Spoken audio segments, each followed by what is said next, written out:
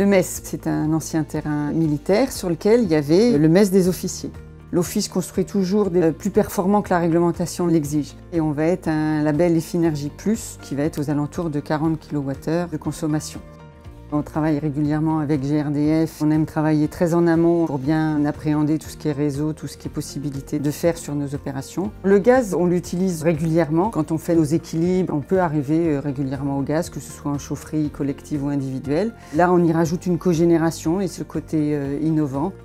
Le MES, c'est un projet ambitieux en centre-ville de La Rochelle. 4 bâtiments, 100 logements, 15 PLS, des loyers supérieurs au niveau HLM, et 60+, donc le niveau ressources standard, et 25 PLAI. On a répondu avec le MES à un appel à projet de la région sur les 200 premiers logements Effinergie Plus sur le Poitou-Charentes. C'est un projet innovant, on est accompagné par GRDF sur la mise en œuvre du système de cogénération et l'analyse du bon fonctionnement sur plusieurs années. L'objectif, c'est d'offrir aux locataires des logements économes en énergie et avec des charges réduites, dont l'utilité de la cogé qui produit de l'électricité sur le chauffage en même temps.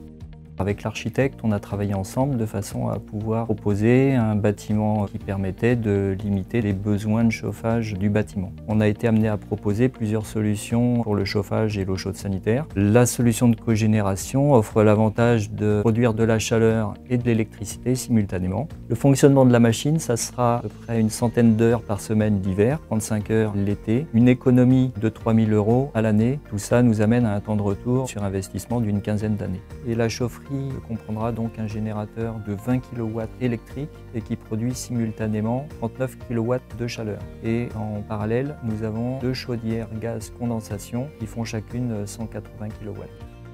C'est la première qu'on installe. On a travaillé en parallèle avec le bureau d'études, avec les gens de chez GRDF, puis le fabricant avec Viessmann. Après, raccorder une chaudière ou raccorder une cogénération, c'est la même chose. Ce qui change, c'est plutôt tout ce qui est fonctionnement de la machine.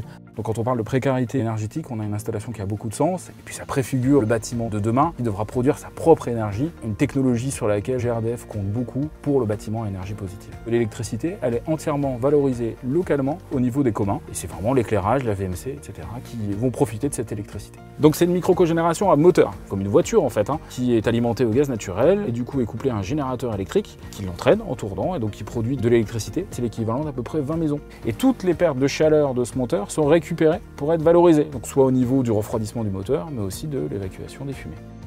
L'arrivée de ces nouveaux modules de mini-micro-cogénération ouvre complètement un marché qui n'existait pas hier, qui est le marché de la cogénération pour les immeubles de logement performants, pour le petit tertiaire. Le gros avantage de la cogénération est qu'elle va fonctionner un très grand nombre d'heures. Donc du coup, on va produire énormément d'électricité et va pouvoir se substituer à des surfaces très importantes de photovoltaïque auxquelles elle est complémentaire. C'est-à-dire qu'on ne va pas essayer de faire de la cogénération sans photovoltaïque si on veut faire un bâtiment énergie positive, avec une rentabilité dès l'investissement, un coût de fonctionnement réduit de la machine et donc du coup une pertinence économique de l'investissement jusqu'à la fin de vie du produit.